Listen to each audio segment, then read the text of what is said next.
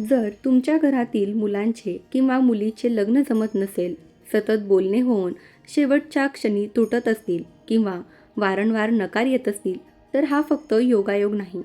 ही एक अशी अडथळ्यांची साखळी असते जी वेळेवर जोडली नाही तर वर्षानुवर्षे तशीच चालू राहू शकते.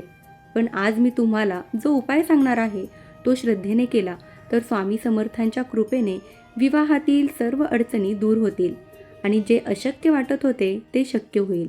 हा उपाय केल्यानंतर एका महिन्यात विवाह जुळतीलच.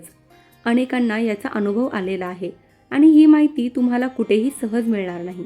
त्यामुळे व्हिडिओ हा स्किप न करता शेवटपर्यंत पहा. श्री स्वामी समर्थ मैत्रिणींनो, स्वामी महाराज तुमच्या सर्व चांगल्या इच्छा पूर्ण करो हीच मी स्वामींच्या चरणी प्रार्थना करते आणि आजच्या या नवीन व्हिडिओला सुरुवात करते. आज आपण एक अतिशय सोपा पण परिणामकारक उपाय पाहणार आहोत, जो विशेषतः त्या लोकांसाठी आहे ज्यांचे लग्न काही केल्यास जमत नाही. खूप वेळा असं होतं की सगळं व्यवस्थित सुरू होतं, बोलणी होतात, पसंती होते, पण अचानक काहीतरी अडथळे येतात आणि सगळं तिथेच थांबतं. अशावेळी घरात चिंता वाढते, मनात भीती निर्माण होते आणि हळूहळू आत्मविश्वास कमी होऊ लागतो. अशा परिस्थितीत हा उपाय तुमच्यासाठी वरदान ठरू शकतो. हा उपाय इतका सोपा आहे की घरातील वस्तूंनी तुम्ही तो सहज करू शकता आणि महत्त्वाचं म्हणजे हा उपाय मुलगा किंवा मुलगी स्वतः करू शकतात किंवा त्यांच्या आईने, वडिलांनी, बहिणीने किंवा भावाने केला तरी चालेल. जे प्रेमाने, श्रद्धेने करतील त्यांना त्याचा लाभ नक्की मिळतो. हा उपाय तुम्हाला शनिवारी करायचा आहे. शनिवार हा दिवस विशेष मानला जातो कारण या दिवशी केलेली प्रार्थना आणि उपाय लवकर फळ देतात. सकाळी आणि संध्याकाळी असे 2 टप्प्यात हा उपाय पूर्ण करायचा आहे. सकाळी अंघोळ करून स्वच्छ झाल्यावर तुम्हाला थोडा कापूर घ्यायचा आहे. भीमसेनी कापूर असेल तर उत्तम, नाहीतर साधा कापूरही चालेल. त्यानंतर तुम्हाला एक काळं कापड घ्यायचं आहे. रुमालाच्या आकाराचं असावं.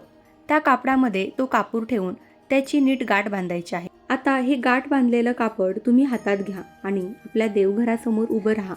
मन शांत करा आणि अगदी मनापासून प्रार्थना करा. आपल्या मुलाचं किंवा मुलीचं नाव घ्या आणि त्यांच्या लग्नात जे काही अडथळे येत आहेत ते दूर व्हावेत अशी देवाला विनंती करा. माझ्या मुलाचं किंवा मुलीचं लग्न लवकर जुळू देत, योग्य जोडीदार मिळू दे अशी भावना मनात ठेवा. ही प्रार्थना करताना मोठ्याने बोलण्याची गरज नाही. भावना खरी असली पाहिजे, कारण जेव्हा भावना खरी असते तेव्हा स्वामी समर्थांची कृपा आपोआप त्या घराकडे वळते आणि अडथळे कमी होऊ लागतात. प्रार्थना झाल्यानंतर तुम्हाला तो कापूर बांधलेलं काळं कापड घराच्या मुख्य दरवाजाच्या आतल्या बाजूला वर टांगायचं आहे. लक्षात ठेवा, बाहेर नाही, आतल्या बाजूनेच टांगायचं आहे, कारण हे आपल्या घरात येणाऱ्या नकारात्मक ऊर्जा थांबवण्याचं काम करतं आणि सकारात्मक ऊर्जा वाढवण्यासाठी मदत करतं. हा झाला सकाळचा पहिला उपाय. खूप सोपा आहे, पण श्रद्धा आणि विश्वास खूप महत्त्वाचा आहे. जेव्हा तुम्ही हा उपाय मनापासून करता तेव्हा स्वामी स्वतः तुमच्या पाठीशी ठामपणे उभे राहतात आणि परिस्थिती बदलायला सुरुवात होते. मंडळी, संध्याकाळचा उपाय देखील तितकाच महत्त्वाचा आहे आणि त्यामध्ये एक छोटासा बदल तुम्हाला आयुष्यात मोठा फरक निर्माण करू शकतो. कारण इथे आपण एक अशी कृती करणार आहोत जी थेट अडथळ्यांवर मात करते आणि विवाहाच्या मार्गातील कायमचे अडथळे दूर होतात. संध्याकाळी सूर्यास्ताच्या वेळेत साधारण 6:30 ते 7:30च्या दरम्यान तुम्हाला हा दुसरा उपाय पूर्ण करायचा आहे. ही वेळ खूप महत्त्वाची असते कारण यावेळी केलेली प्रार्थना आणि उपाय लवकर फळ देतात असं मानलं जातं आणि जर तुम्ही हा उपाय श्रद्धेने केला तर स्वामींच्या कृपेने 1 महिन्यात विवाह जुळल्याशिवाय राहणार नाही, एवढे मी खात्रीने सांगते. आता संध्याकाळी काय करायचं आहे तर एक मातीचा दिवा घ्यायचा आहे. साधा छोटासा दिवा आणि त्यामध्ये तुम्हाला 7 लवंगा टाकायच्या आहेत.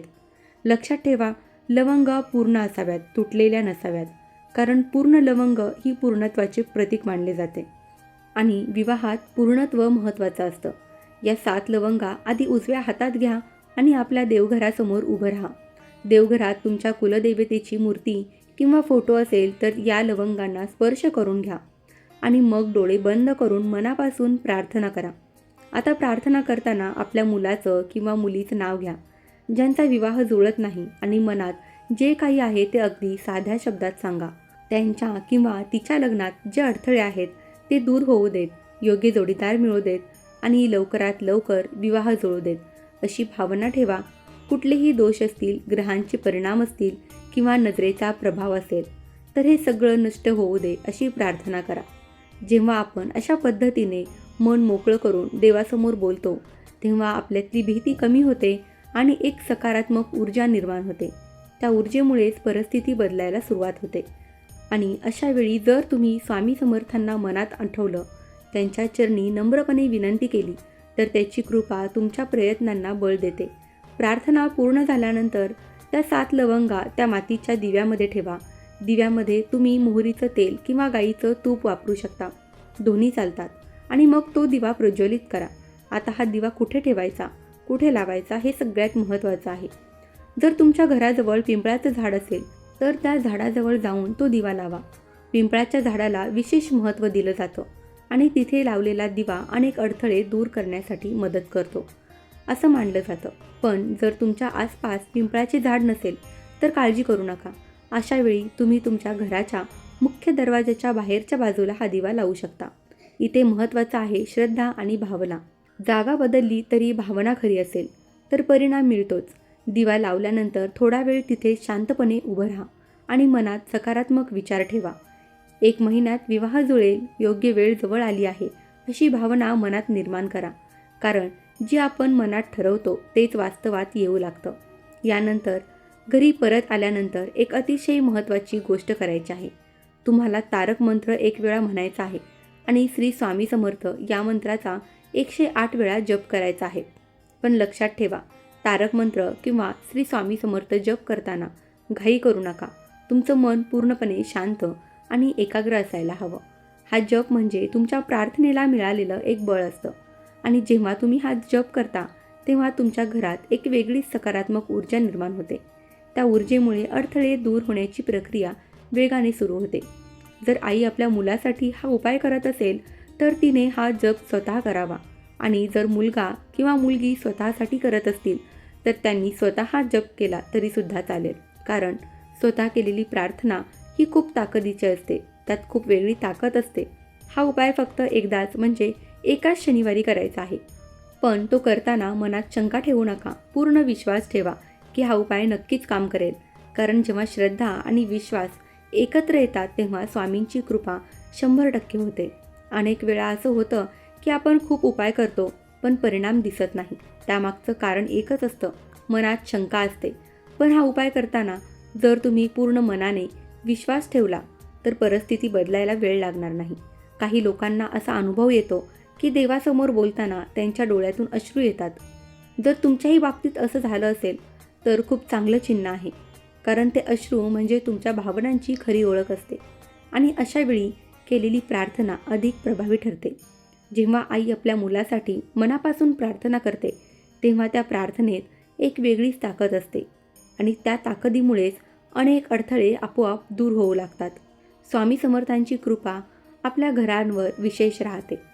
हा उपाय करताना एक गोष्ट कायम लक्षात ठेवा, मनात कुणाबद्दलही वाईट भावना ठेवू नका. कारण नकारात्मक विचार हेच अडथळ्यांचं मोठं कारण असतं. मन स्वच्छ ठेवलं तर मार्ग आपोआप मोकळा होतो. हा उपाय साधा आहे पण योग्य पद्धतीने केला तर त्याचा परिणाम खूप मोठा असू शकतो आणि अनेकांना याचा अनुभव आलेला आहे. हा उपाय केल्यानंतर अनेकांना एक गोष्ट जाणवते, ती म्हणजे घरातील वातावरण हळूहळू बदलायला लागलं आहे. जिथे आधी सतत चिंता, टेन्शन आणि नकारात्मक विचार असायचे तिथे आता थोडी शांतता जाणवायला लागली आहे आणि हीच ती सुरुवात असते जिथून बदल घडायला लागतो. स्वामी समर्थांच्या कृपेने जेव्हा घरात सकारात्मक ऊर्जा निर्माण होते तेव्हा अडथळे आपोआप कमी होऊ लागतात. अनेक वेळा लोक म्हणतात, आम्ही सगळं करून पाहिलं पण काहीच फरक पडत नाही. पण इथे एक गोष्ट समजून घ्या, उपाय करताना मन किती एकाग्र आहे, भावना किती खरी आहे आणि विश्वास किती दृढ आहे यावर परिणाम अवलंबून असतो. हा उपाय करताना जर तुम्ही पूर्ण श्रद्धेने केलात तर 30 दिवसाच्या आत काही ना काही सकारात्मक बदल दिसायला सुरुवात होते. कधीकधी विवाहासाठी अचानक चांगले प्रस्ताव येऊ लागतात. आधी नकार देणारे लोक पुन्हा संपर्क साधतात किंवा अगदी योग्य जोडीदार समोर येतो. हे सगळं योगायोग वाटतं पण प्रत्यक्षात ही एक प्रक्रिया असते जी तुमच्या श्रद्धेने आणि स्वामी समर्थांच्या कृपेने सुरू होते. आता एक छोटी पण महत्त्वाची गोष्ट, सकाळी जे आपण काळं कापड तुम्ही दरवाजाला बांधलं होतं ते काही दिवस तसंच ठेवायचं आहे. लगेच काढायचं नाही, कारण ते तुमच्या घरात येणाऱ्या नकारात्मक ऊर्जा रोखण्याचं काम करत असतं. काही दिवसांनी तुम्ही ते कापड काढून त्यातील कापूर घराच्या पूर्व दिशेला जाळू शकता. यामुळे उरलेली नकारात्मकतासुद्धा दूर होण्यास मदत होते. हा उपाय करताना स्वतःच्या कर्मावरही लक्ष देणे खूप गरजेचे आहे. आपण कोणाबद्दल वाईट विचार करत नाही ना, कोणाला दुखावत नाही ना, हेही पाहणं तितकंच महत्त्वाचं आहे. कारण चांगल्या विचारामुळेच चांगले परिणाम मिळतात आणि जेव्हा तुमचे विचार स्वच्छ असतात तेव्हा देवाची कृपा नक्कीच तुमच्यावर होते. एक गोष्ट कायम लक्षात ठेवा, प्रत्येक गोष्टीची योग्य वेळ असते. लग्नही योग्य वेळी जुळतं, पण यामध्ये जे अडथळे येतात ते दूर करण्यासाठी असे सात्विक उपाय खूप मदत करतात. त्यामुळे संयम ठेवा आणि विश्वास ठेवा. हा उपाय करताना मनात एकच भावना ठेवा, माझं काम होणारच आहे. आणि हीच भावना तुम्हाला पुढे नेईल. कारण जेव्हा मन खात्रीने भरलेलं असतं तेव्हा मार्ग आपोआप सापडतो आणि जेव्हा त्या मार्गावर स्वामी समर्थांची कृपा साथ देते तेव्हा यश नक्की मिळतं. अनेकांनी हा उपाय करून आपले अनुभव शेअर केले आहेत आणि त्यांना खरंच चांगला परिणाम मिळाला आहे. त्यामुळे तुम्ही सुद्धा हा उपाय नक्की करून पहा. श्रद्धा ठेवा आणि संयम ठेवा. तर ही अतिशय महत्त्वाची माहिती मला तुमच्यापर्यंत पोहोचवायची होती. माहिती आवडली असेल तर व्हिडिओला लाईक करा आणि आपल्या चॅनलवरती जर नवीन असाल तर चॅनलला सबस्क्राईब नक्की करा. धन्यवाद. श्री स्वामी समर्थ.